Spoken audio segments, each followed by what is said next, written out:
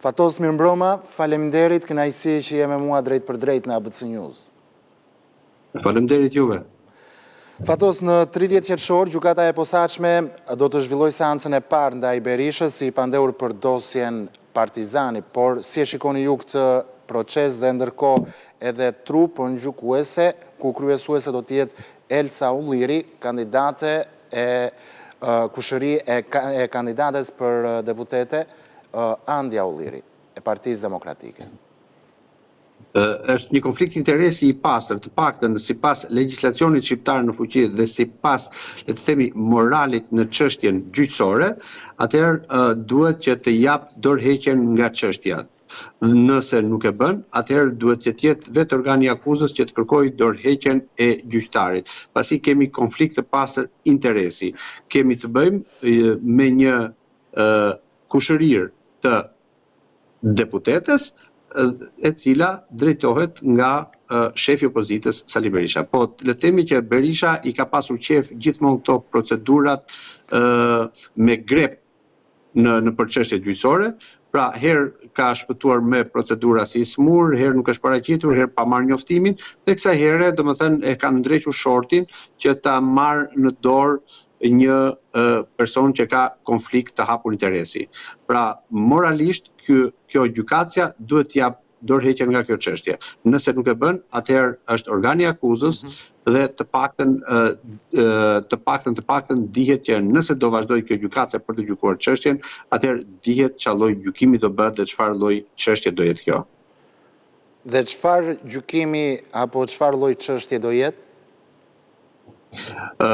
Është e dukshme, është një çështje që e ka mbaruar, e ka marrë vendimin që pa u nisur fare, domethënë, imagjino një shqiptar kapet me një dozë hashashi, dënohet 5 vjet burg, ndërkohë Berisha vjedh pronën në mes Tiranës, ndërton 28 kulla, i shet ato, aq sa do ai, domethënë me çmimin, merr ca miliona euro, i fut në xhep, dhe me ato para blen gjykatën, me ato para blen drejtësinë, me ato para blen militant, me ato para blen njerëz për të votuar atë, me ato para vjedh vota, me ato para vazhdon domethënë dhe t'i bëj presione drejtësisë, sepse dihet si ka bërë historikisht. Ndërkohë, nëse kjo gjykatë do ngelet në kryesimin e çështjes, atëherë dihet që vendimi është marrë që në këto çaste nuk është nevoja të bëhet gjykim tutje.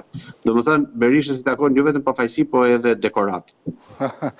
Ndërkohë, Fatos, sot Berisha në një konferencë për mediat, duket se, le të themi, e ka shfrenuar edhe më tej fantazinë e tij, kur tha se mafia shqiptare e lidhur me Edi Ramën ka tentuar të vrasë kandidatin e opozitës për president në Kolumbi, por ti je një gazetar që i njeh shumë mirë këto ngjarje. A mund të flitet apo të ketë vend për një mafia shqiptare në Kolumbi, i cili, siç e dinë të gjithë, është një vend ku ndodhen kartelet më të rrezikshme në botë dhe dikush do thoshte nga ana tjetër, kur Berisha ka fakte të tilla që njerëz të krimit apo mafia shqiptare, siç ai e cilson, janë të lidhur me Edi Ramën dhe kanë dashur që të vrasin kandidatin e opozitës për president në Kolumbi, përse këto fakte Berisha nuk i paraqet në organet përkatëse?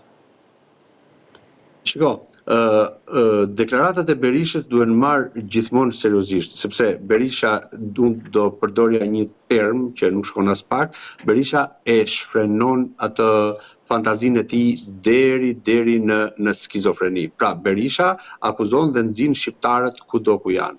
Tani, të paktën organet ligjzbatuese dhe organet e ligjit në të gjithë Europën, në Shtetet e Bashkuara të Amerikës dhe në vende të tjera të cilët ne i marrim si referenca demokracie, asnjëherë nuk flasin për mafia shqiptare, por flasin për krim të organizuar, një stad më poshtë, sepse mafia, ashtu siç dhe kodi penal dhe i procedurës penale përshkruan, ka të bëjë me lidhje të cilat janë të qëndrueshme, me klane kryesisht familjare dhe me disa gjenerata të kaluara njëra pas tjetrës.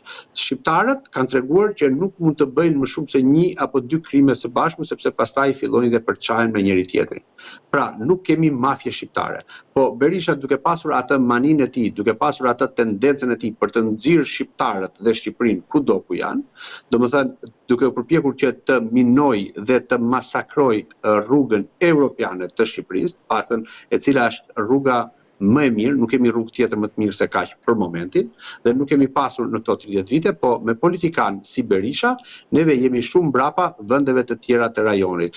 Kemi vende të cilat na kanë parakaluar në mënyrë të jashtëzakonshme, kemi vende të cilët si Rumania, ti marrim si shembull, domethënë nëse ne do flasim, shqiptarët dhe rumunët janë fiks 2 raca pelazge, pra raca origjinale të Ballkanit. Rumunët kanë avancuar jashtë mase, ndërsa neve shqiptarët jemi shumë hapa mbrapa dhe me politikanë si Berisha akoma na nxjihet imazhi. Tani të flasim për Kolumbinë. Okej, trafikantë shqiptar ka kudo në përbot. Pra, le të themi që ka në Kolumbi, në Amerikën Latine, ka në Australi, ka në Amerika, në vendet europiane, ka kudo. Nuk diskutohet kjo. Por, puna është që krimi shqiptar nuk mund të arrijë dot këto lloj nivelesh. Është turp, është skandaloze. E shumta shqiptarët i ketë deri tek ndonjë trafik droge, kaq bëjnë, apo ndonjë lloj, le të themi, ndonjë vrasje të vrasin njëri tjetrin për hasmërira. Kaq shkojnë shqiptarët, nuk shkojnë dot më tepër se kaq.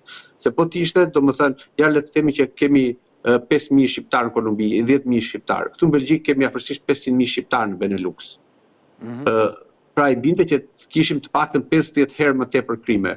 Edhe nuk di ndonjë shqiptar domethënë që të ketë vrarë mbretin e Belgjikës. Domethënë është turp dhe është skandaloze që Berisha vazhdon të hedhi balt gjithmonë dhe të nxjijë fytyrën e shqiptarëve. Në këta 500.000 shqiptarë, të garantoj unë, 495.000 shohin hallet e tyre, shohin punët e tyre, shohin të çojnë bukë fëmijëve në darkë të shtëpia, vën punojnë kush punë me dokumenta dhe kush nuk ka dokumenta vetë ropatet punon 10 orë, 12 orë në ditë që të nxjerrë ato parat e dhura për të çuar bukë fëmijëve të shtëpia. Domethënë është turp nami Zotit që Berisha ju hedh balt shqiptarëve në vitin 2025 dhe aq më tepër kur Shqipëria përpiqet të bëj progres, le të themi, diplomatik, ndërkohë Berisha e nxin këtë lloj progresi. Pra është anti-shqiptar. Dhe teksa nxiu Shqipërinë gjithashtu edhe në Bruksel, Berisha sot tha se Parlamenti Evropian, raporti i Parlamentit Evropian e pengon integrimin e Shqipërisë në BE, ndërsa nga ana tjetër për magjistratët Berisha theksoi se marrin paga të majme dhe flen mbi dosjet e krimit. Çfarë arrin ti të lexosh në deklarimet të tilla? Do ta nisja nga fundi. Atëherë juve e cekët pak më parë, atëherë me që Berisha i di këto krimet, me që Berisha e ka iden këto, atëherë është detyrë qytetare e tij, dhe në qoftë se nuk e shikon si detyrë qytetare, atëherë e ka detyrim ligjor të vejë në prokurori dhe të dali për zot deklaratave të tij dhe të vërgishtin X person, X kriminal shqiptar ka tentuar të vrasë shefin e opozitës në Kolumbi, ta denoncoj atë dhe ti themi Berishës, bravo, e bëre detyrën qytetare. Po Berisha është burracak, nuk është qytetar, nuk është njëri që të bëjë detyra qytetare. Berisha hedh vetëm tymnaj.